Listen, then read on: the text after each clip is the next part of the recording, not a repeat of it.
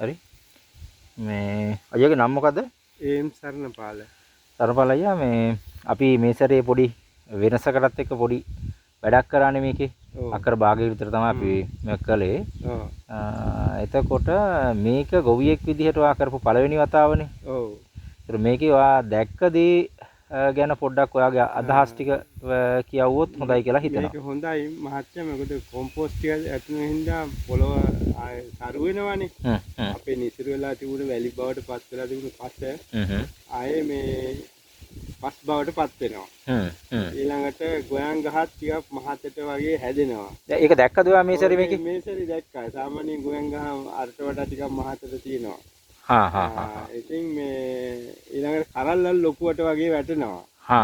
ඉතින් ඒ නිසා මේ මං දකින විදිහට නම් මේක මේ හොඳයි. හැබැයි කන්න කීපයක් යන්න ඕනේ. කන්න කීපයක්. ඉතින් අපි පොරොන්දු වුණෙත් ඔයාලට කන්න 6ක් මේක යමු කියලා නේ. කන්න යනකොට ඔයාලට හිතෙනවා දැන් මේ පළවෙනි ආරම්භයේනේ. ජීවිතේ ඉච්චර දැනෙන්නේ නැහැ. හැබැයි කන්න 2 3ක් ඉස්සරහට යනකොට තමයි අර අපි ඔයාලට පොරොන්දුවකුත් දුවන්නේ අක්කරේට කිලෝ 4000ක් ගන්න පුළුවන් කියලා. එතකොට ඒ වැඩේ ඔයා හිතන විදිහට කන්න කීපයක් යනකොට මේක පත්තු වෙලා එයි කියලා. එහෙම අදහසක් තියෙනවා. දැන් මේක පළවෙනි කන්නේ ඔයා යම් විදිහට දැක්කා පස්සේ පොඩි පොඩි වෙනස්කම් වෙනවා. තියෙනවා. සාමාන්‍යයෙන් මේකේ මුලින් වැලි ගතිය වැඩි කුඹරක් විදිහට තමයි තිබුණේ. මට ඒ ගැන පොඩ්ඩක් කියන්නකෝ මේකේ කොහොමද මේ කලින් දිලීර හැදෙනවා. දිලීර හැදෙනවා මේ ගොයම ওই තරම් හැදෙන්නෙත් නෑනේ. දැන් මේ සැරේ දිලීර ආවේ නෑ. වෙනදා ඇට කළුවෙන් රෝගේ තිබුණා. ඒකත් මේ සැරේ අඩුයි. හැබැයි මෙතන අපේ අර පුරුප්පණු වගේ පුරුප්පණු කාලා තියෙන්නේ එතන තැන් දෙක තුනක කොම්පෝස්ට් වැඩියෙන් වැඩිච්ච තැන් කියලා තමයි හිතන්නේ නේද? හරි. ඊළඟට ඔක මෙහෙම කරන්න. අපි ওই පුරුප්පණුවට මේ දැන් මේ පාර අපි ඔයාට දුන්න එකක් තිබුණානේ. එතකොට ලබන සැරේ අපි දෙන්නම් හරියටම පුරුප්පණුවගේ සලඹයා ශේෂ්ත්‍රයේ ඉන්න. මතක තියාගන්න පළවෙනි මාසයේ ඉන්නවා. හොඳට අඳුර ගන්න. අඳුරගෙන සලඹයා ඉන්නවා නම් අනිවාර්යයෙන් මේ ට්‍රීට්මන්ට් එක යන්න. හරිද? ඊට පස්සේ තවදුරටත් ඉන්නවා නම් ඒ කියන්නේ නිෂ්පාදන දෙකක් විතර අපි දෙනවා. ඒක හිටියොත් විතරක් ගහ ගන්න. හරිද? හිටියොත් විතර පරණ පුරුදු ක්‍රමේනේ ඔයාලට. ලෙඩක් දැක්කොත් විතරයි ගහ ගන්න. ඒතකොට ගහේ නිරෝගී භාගයේ ප්‍රතිශක්තිකරණය තියෙනවා නම් ගොඩක් ලෙඩ වළක්ක ගන්නවා. සලඹයා මතක තියාගන්න. සලඹයා දන්නවනේ හඳුර ගන්න. පුරුපණුවේ සල කහ පාට වගේ චූටි මැස්සා. අඳුරගත්ත හැටිය ඒකට ප්‍රතිකාරම කරගන්න. පත්‍රමයිටාව සහ පැලමැක්ක අඳුරගන්න. ඒකට ප්‍රතිකාරය කරගන්න. එතකොට මේ ඔක්කොම වස විසෙන් තොරයි. හරිද? ඒ දෙන නිෂ්පාදන එකක්වත් වසන වේ විසන වේ. කීඩාවුන්ට දැන් මං කීඩාව දැන් ආවා මේ මං කරේ කිරිවදීගෙන යනකොට වතුර කපල වේලුවා පොළව වේලුවා. හොඳටම වේලුවා.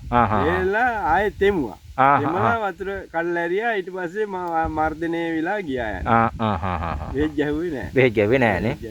ඉතින් යන්න ඔය වගේ පුරුදු ටිකක් අපි හදාගමු.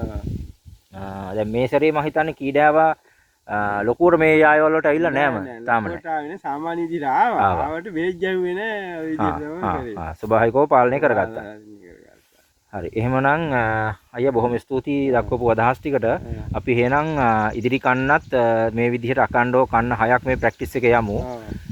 ආයතනයක් විදිහට අපිට ගැරන්ටි එකක් දෙන්න පුළුවන්. ඔයා මේ කියන ප්‍රැක්ටිසස් ටික ගැන අපි දෙන උපදේශ ටික අර අපේ මේ බજાર එකේ භාෂාවෙන් කියනවා කොට මොඩල් ළඟ පිකප් කරන්න යන්න එපා.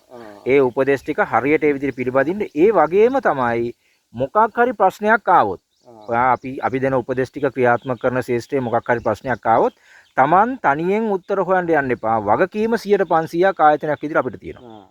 එතකොට අපිට පෙරපසු නොවි කතා කරන්න. මහත්තයා මෙන්න මේ වගේ දෙයක් තියෙනවා මොකද කරන්නේ? හරිද?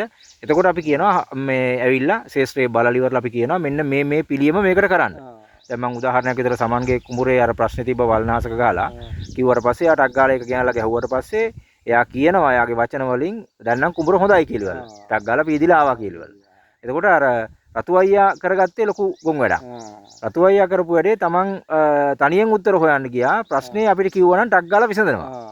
ඒතර ඒ වගේ අර අපි මොකක් හරි අපි කියන දේ අහලානේ ඔයාලා කරන්නේ මේක. ඔව් ඒ නිසා අපි ඒකට වගකීමක් අපිට තියෙනවා. ප්‍රශ්නයක් ආවොත් තමන් තනියෙන් උත්තර හොයන්න යන අපි දෙගොල්ලක් එකතු වෙලානේ මේ වැඩේ යන්නේ. ඒකට මට වගකීමක් තියෙනවා ගොවියා කොට දාන්න. එතකොට මේ වගකීම මට දෙන්න මගෙන් වැඩ ගන්න. එතකොට ඒ නිසා මේ වැඩේ අපි තව කන්න 5ක් යනවා මේ පළවෙනි කන්න. කන්න 6යි එතකොට ටෝටල්. මේ කන්න 6 අවසන් වෙනකොට අපි බලමු වෙනම ලෙවල් එකකට ඔයාගේ වී කොපි තන අපි ආයතනයක් විදිහට අරන් එනවා. හරි. එහෙමනම් අයියා දක්වපු අදහස් ටිකට බොහොම ස්තුතියි. අපි ඊළඟ කන්නේදී මේක පොඩි පොඩි වෙනස්කම් ටිකක් එක්ක යන්නේ. හරි. ඊළඟ කන්නේ තව පොඩි වෙනස්කම් ටිකක් කරනවා.